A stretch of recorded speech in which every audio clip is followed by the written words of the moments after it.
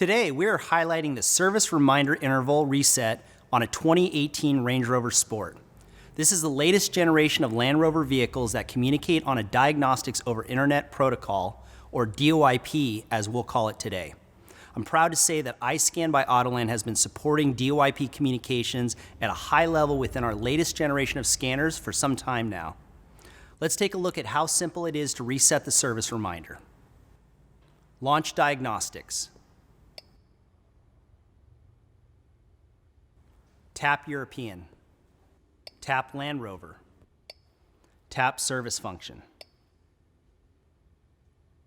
Tap Automatic Detection.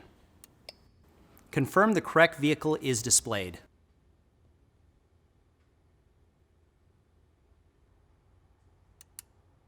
Tap Quick Service. Tap Service Reset. Confirm the following actions have been taken. Press Enter to begin procedure. The instrument cluster confirms the service reminder is now reset.